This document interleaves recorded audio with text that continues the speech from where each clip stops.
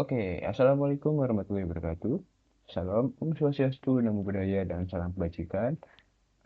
Selamat pagi, selamat siang, selamat sore, ataupun selamat malam. Kembali lagi dengan saya, Maulana Muhammad Faik Al-Harith. Saya berasal dari Universitas Diponegoro pada program studi Teknologi Rekayasa Otomasi di Sekolah Vokasi dengan identitas mahasiswa saya tahun NIM adalah 4004032 46501101. Nah, hari ini saya ingin membawakan materi mengenai pengendalian motor DC dengan mengatur PWM dan encoder 2 pin. Nah, serta nanti juga saya akan mendemonstrasikan secara langsung juga dengan menggunakan aplikasi MATLAB Simulink, lalu juga yang akan terhubung pada uh, apa namanya STM, lalu STM32, lalu ke motor. Oke.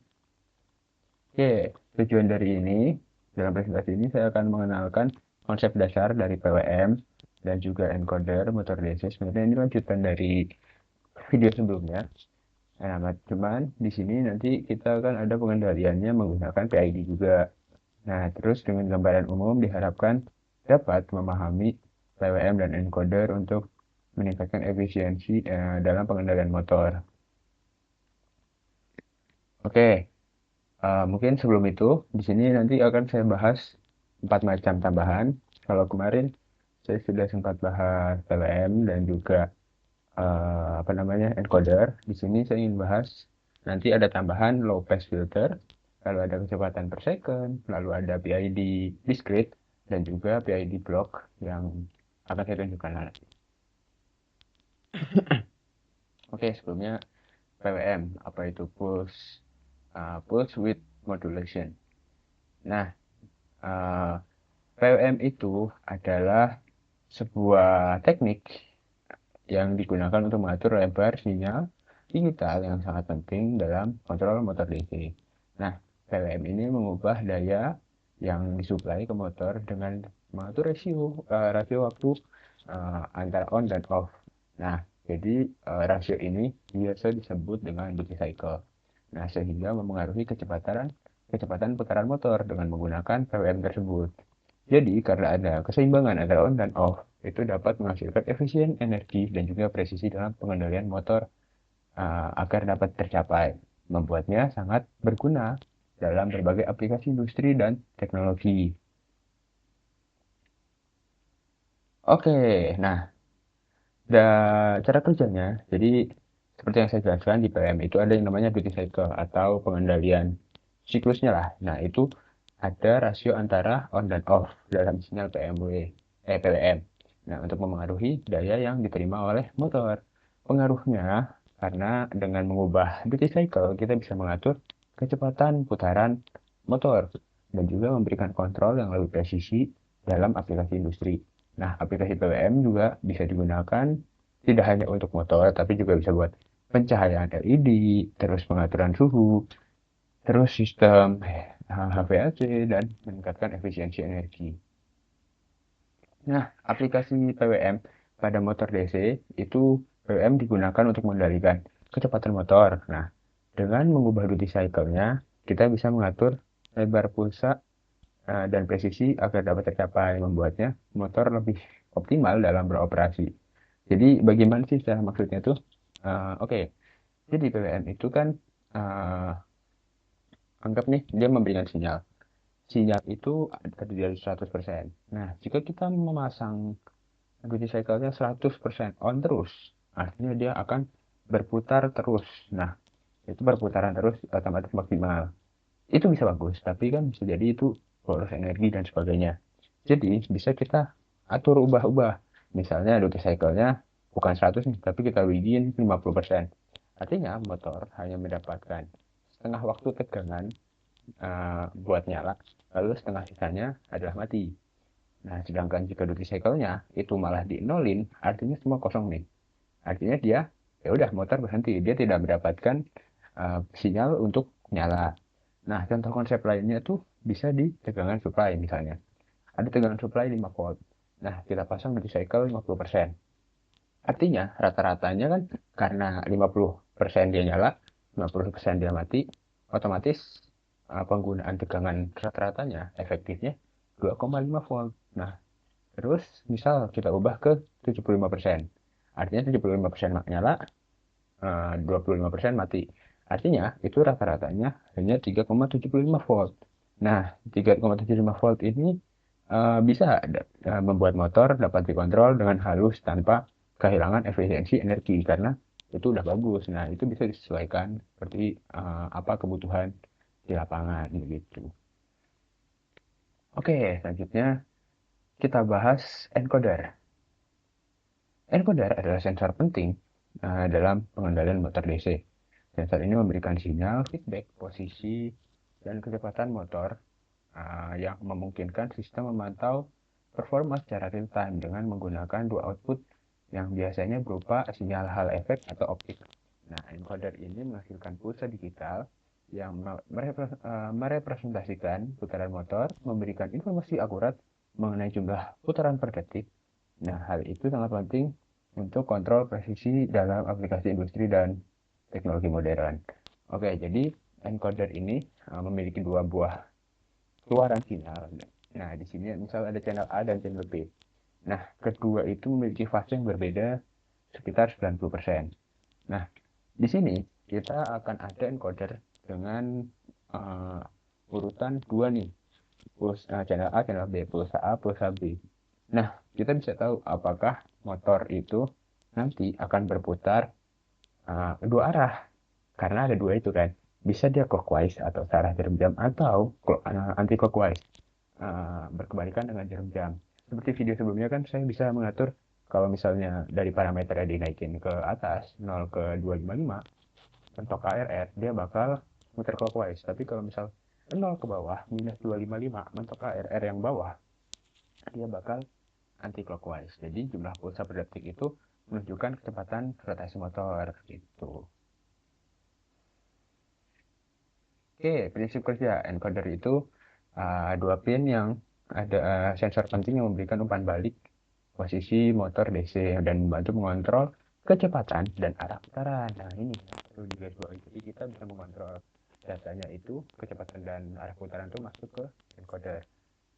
Terus jenis encoder di situ biasanya menggunakan sensor hal efek atau optik dan menghasilkan dua sinyal yang memberitahukan informasi akurat tentang rotasi motor atau perputarannya. Cara kerja encoder juga menghasilkan pulsa digital dengan pergeseran fase, memungkinkan sistem mengukur jumlah putaran dan memperbaiki kinerja motor secara real time. Ya intinya alur kerjanya tuh nanti dari PWA Simulink, ntar saya cobain. Ntar pokoknya akan ada sinyal nih, sinyal ngirim PWM output. Nah, dari PWM output itu bakal masuk ke motor DC. Terus motornya itu putar, encodernya bakal ngasilin pulsa. Nah, dari encoder ngasilin pulsa itu, pulsanya tersebut bakal dibaca atau dibaca kembali sama aplikasi yang mengelolanya itu. Nah, itu ntar bakal jadi feedback buat ngasih tahu datanya tuh berputar segini loh gitu. Oke. Nah, fungsinya tuh nanti ya intinya memberikan feedback posisi dan kecepatan motor. Soalnya dia ngatur dan menghasilkan pulsa digital yang mencerminkan rotasi motor, memungkinkan untuk kontrol dan memonitor kecepatan dan posisi secara akurat. Ya, mungkin langsung di ini aja. Nanti ini secara gambarnya dulu. Ini seperti yang video kemarin. Jadi kita bisa mengatur PWM pakai constant value, tapi di sini kita pakai slider. Ini bisa kita geser seperti video kemarin lah. Kalau ini kita geser ke atas 255 itu bakal clockwise, soalnya dia masuk yang atas kan. Terus kalau ke bawah itu minus, itu anti clockwise. Ini nggak usah saya bahas lagi.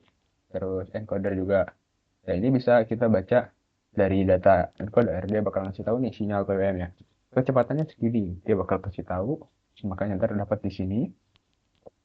Terus ntar dari encoder tuh speednya berapa dengan membandingkan kecepatan sebelumnya. Gitu. Intinya encoder jadi posisi dan kecepatan ya.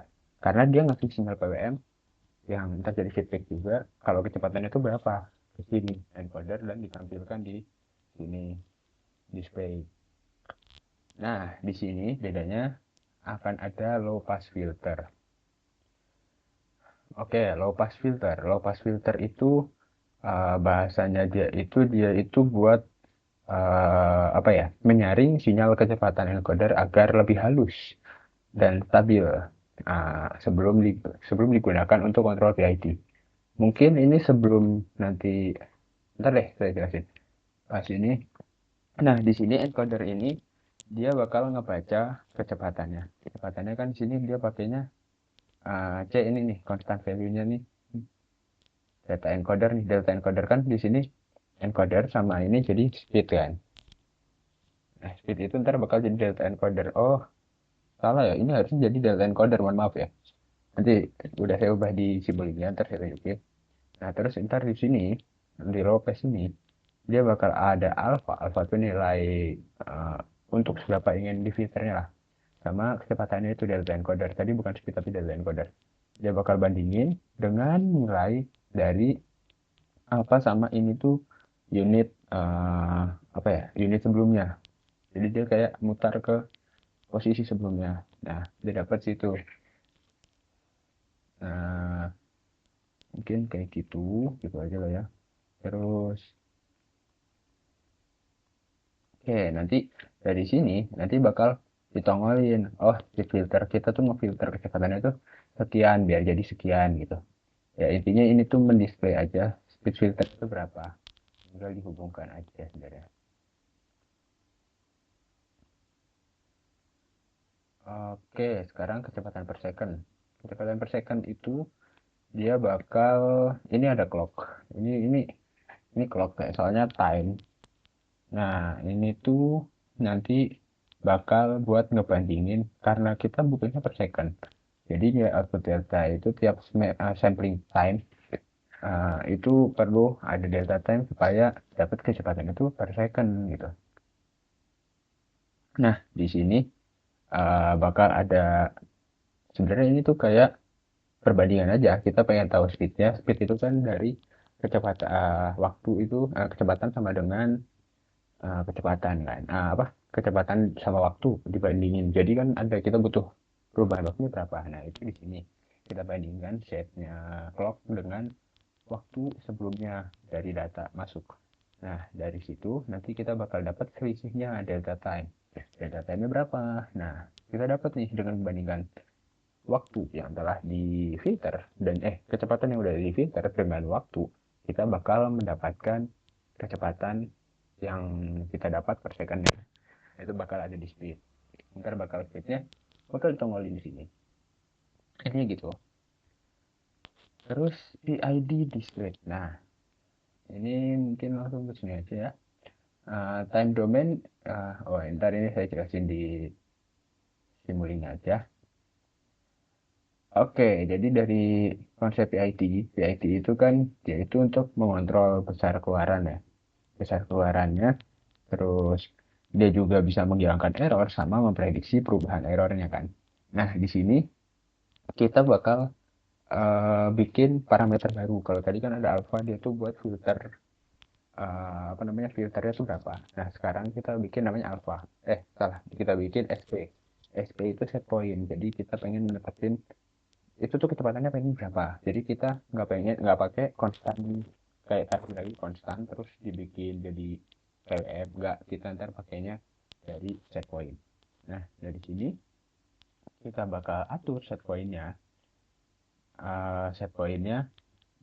sebagai referensi kecepatan terus kalau udah bakal ada feedback dari encoder dari speed filter nanti speed filternya tuh mungkin langsung aja deh langsung digambar aja ya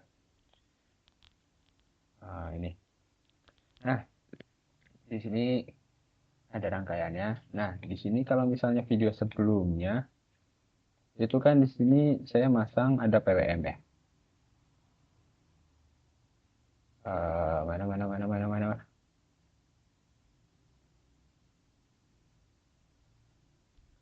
Kalau kemarin saya pakai konstan, mungkin biar cepat lah. Di sini.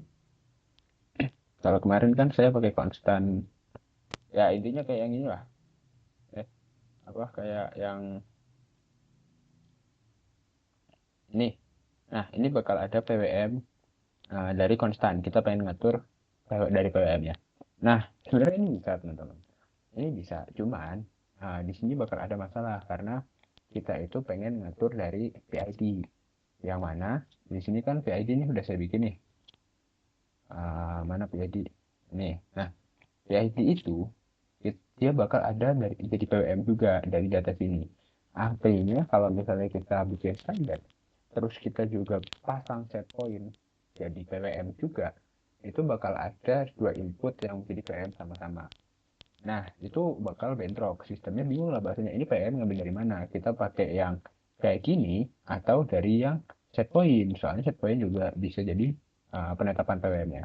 Otomatis saya hapus teman-teman. Eh, nah, kalau misalnya udah, di sini kan ada PWM. PWM-nya itu integer 16, ya ini seperti sebelumnya lah. Nah, kalau misalnya udah, ini kan sebenarnya anggap nih, coba kita jelasin dari tanpa PWM, tanpa PID dulu. Jadi nanti kalau misalnya tanpa PID, itu kurang optimal semua. Jadi ya udah kalau kita ngatur PWM, kita atur geser-geser gitu kan, ya itu bakal ngatur kecepatan seperti videonya lalu. Dia nggak bakal ada gunanya yang speed filter, data NC, time, soalnya ya itu belum ada ngaruhnya, kita belum ngefilter apa-apa. Nah, cuman begitu kita menggunakan PWM PID, PID ini kita bakal ntar ada inputnya dari sini, set point. Nah, dari set point ini nanti eh dia bakal meminta apa namanya apa feedback apa dia bakal minta feedback dari encoder speed filter ada di sini. Nah, ini speed filter.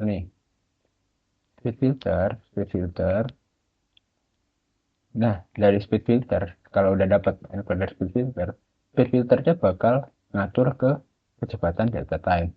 Dapatlah dia speednya berapa. Begitu dapat speednya bakal masuk ke sini speednya. Nah, speednya nih udah dapat nih. Kita dapat, oh, speed filter dapat segini, speednya sekian. Tapi kita pengen speednya tuh misal kita dapat speednya 100, 100 gitu. Tapi padahal kita masangnya set pointnya 90. Itu kan ada perbedaan. Nah, makanya di sini kita pakai notasi minus sum ini. Sum cuman ini saya kasih negatif. Nah, jadi negatif ya, plus minus gitu. Soalnya ini plus minus. Nah, ini bakal ngurangin. Oh, ternyata ada perbedaannya. Ntar bakal diubah nih. Terus dari sini, PID dia bakal mengubah atau menyesuaikan bahasanya. Nah, di PID ini ada beberapa settingan yang saya ubah. Yaitu pertama, di sini sample time-nya saya ubah 0,01. Kenapa 0,01?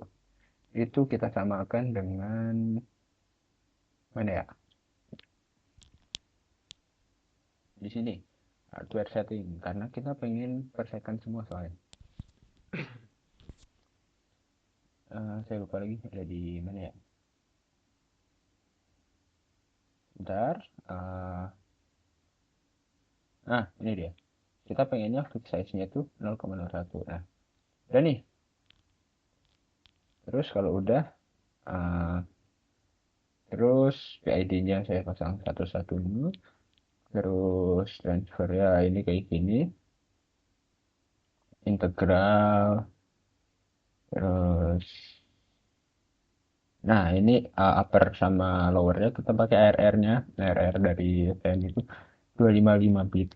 Kita pasang 255 dengan lower limitnya tuh min 255. Terus apalagi yang bisa diubah? Ini kita pakainya yang clamping ya. Terus kayaknya udah itu doang. Terus ini kita pakainya discrete, bukan continuous. Kita pakainya discrete. Oke, karena udah nanti bakal nongol. Nah, terus berarti kan kita punya dua parameter dari sini. Kita pengen kecepatan yang kita mau sama aktualnya itu dapat berapa. Nah, itu di sini kan alpha. Nah, fungsi si filter dia itu bakal bahasanya tuh memperhalus kan.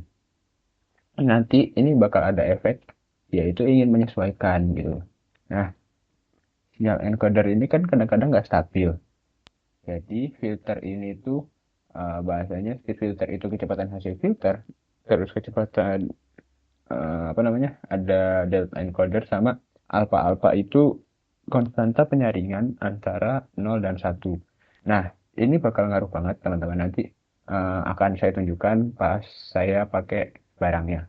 Alpha kalau kecil misalnya 0,1 atau ya paling kecil lah itu, dia filternya bakal sangat halus tapi responnya lambat. Nah, kalau misalnya alfanya besar, kita mentokin di sini kan mentoknya 1 ya, 0,9 atau 1. Dia bakal respon cepat, tapi hasilnya agak eh fisik, nggak halus. Nanti kalau misalnya di motor dia bakal getar. Soalnya ya itu alfanya gede, artinya dia nyaring bakal cepet gitu. Nah, itu fungsinya kayak gitu. Mungkin lebih lengkapnya silahkan tonton video berikut. Nah, oke. Di sini saya akan menjelaskan sebuah percobaan di mana terdapat rangkaian sebelumnya digunakan PID untuk mengatur perputaran motornya. Nah, di sini pada layar sini terdapat dua macam parameter, yaitu pertama di sini adalah penentuan set point. Set point itu diatur dengan jarak antara 0 sampai ke atas 600 dengan bawahnya min 600. Tapi diingat ARR-nya tuh 255. Jadi kita pakai maksimal 255 lah sekitar itu. Nah, di sini ada yang buat namanya alpha. Alpha tuh dia buat memperhitungkan seberapa banyak filter yang harus dijalankan. Nah, ini kan pada alfanya 0, dia bakal putar stabil kan. Tapi kalau alfanya diperbesar, nah, dia akan bergetar. Ini disebabkan karena dia itu terdapat filter yang tinggi. Nah, dia bakal awalnya tipis kan, tapi langsung difilter gede. Nah, sedangkan jika kita kecilin lagi, dia bakal langsung kembali ke dalam perputaran yang tidak getar. Soalnya ya filternya kecil. Dah, kurang lebih gitu. Sekian, terima kasih.